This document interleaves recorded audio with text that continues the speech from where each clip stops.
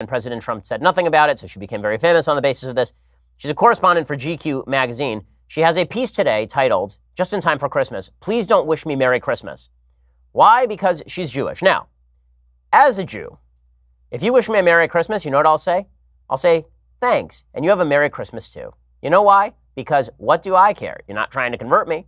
And it seems to me that you are just wishing me a nice time of the year, because you know I don't celebrate Christmas because I wear a yarmulke. And if I weren't wearing a yarmulke, I don't think it would be unfair to assume that I might celebrate Christmas in a country where legitimately 90% of people celebrate Christmas. Okay, here's what she writes, though. She says, I like good cheer, but please do not wish me Merry Christmas.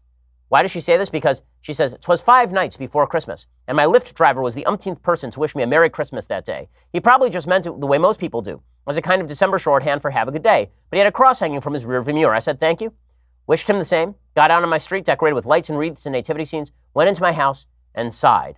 I'll explain why this doltus sighed in just 1 second. She said, I like good cheer, but please do not wish me Merry Christmas.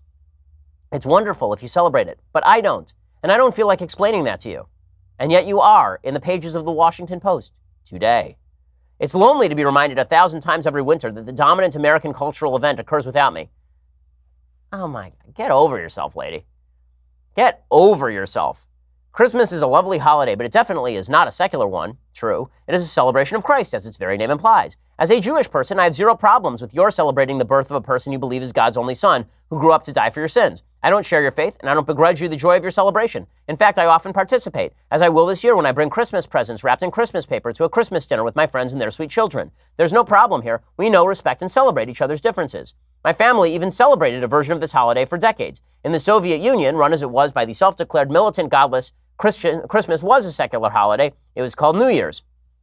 And then she says, when we came to the United States, we bought ornaments, some of which had been in the family for generations. For the first few years in the States, we'd get a New Year's tree on December 26th, decorate it, lay presents under it, and remember the New Year as we had for as long as anyone could remember. But after a few years, we stopped. It was no longer a New Year's tree in a Soviet house. It had become a Christmas symbol in a Jewish house. Christmas was all around us for nearly 1/10 of the year every year. It began to feel deeply alien, precisely because we were secular, but it was not. Despite the movies and the shopping, despite the Germanic decor, Christmas is still, at its core and by design, about the birth of Christ, a point that seems bizarre to argue. Just look at all those nativity scenes. And despite its celebration of a Christian God, it is everywhere for over a month in a way no other holiday is, not even Easter. Okay, first of all, when she says despite its celebration of a Christian God, I'm just going to put this out there. Kind of weird to distinguish the Christian God from the Jewish God when we actually believe in the same God. We don't believe Jews in the Jesus part of the Christian God, but we still believe in the same Judeo-Christian God, right? Presumably the being standing behind all creation, right? This is something that Jews and Christians hold in common, even if we don't believe the Jesus story as Jews. But she's very offended. She says, it is in every ad, in every window and doorway, on everyone's lips. If you're not a part of the festivities, even its sparkling aesthetic can wear you down. Honestly, if you look at Christmas lights and you get sad, you got a problem in your life, lady. As a very Orthodox Jew, again, for the 1,000th time, I don't celebrate Christmas. You know what's fun? Christmas lights. They're twinkly and pretty, and they make me happy because they're twinkly and pretty. And they don't make me think of pogroms because we don't do that sort of thing here in the United States. And in fact, it makes me grateful that so many people in the United States celebrate Christmas because those people are generally, the people who celebrate Christmas in the United States are largely the people who are standing between Western civilization and the abyss. And by the way, as a Jew, these are also the greatest defenders of Israel. She says, when you're from a minority religion, you're used to the fact that cab drivers don't wish you an easy fast on Yom Kippur, but it's harder to get used to the oppressive ubiquity of a holiday like Christmas. Oppressive ubiquity? I gotta say, it's really funny. She says, this is always the time of year I feel most excluded from society, one Jewish friend told me. I promise you that the Jews who are most Orthodox in the United States don't give one whit about being wished Merry Christmas. I can speak for my community when I say the vast majority of Jews in the United States, when they are going around during Christmas season, if somebody wishes them Merry Christmas, we go, thank you, and you have a Merry Christmas too.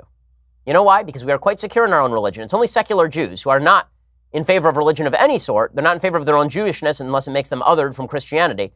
And they're not in favor of Christianity because Christianity is a religion. Guess what?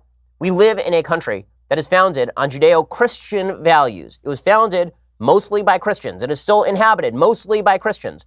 That's not a bad thing. That's a very good thing. That's why the country is so great. It's why the country is so tolerant. It's why Julia Jaffe can write stupid columns in the Washington Post moaning about how people say Merry Christmas to her. It's just ridiculous. She says, my wish this holiday season is for people not to make assumptions about others, to put themselves in others' shoes, to respect others as they wish to be respected, to respond with kindness even when they disagree, to live and let live. Well, if they say Merry Christmas to you and you're not living and letting live,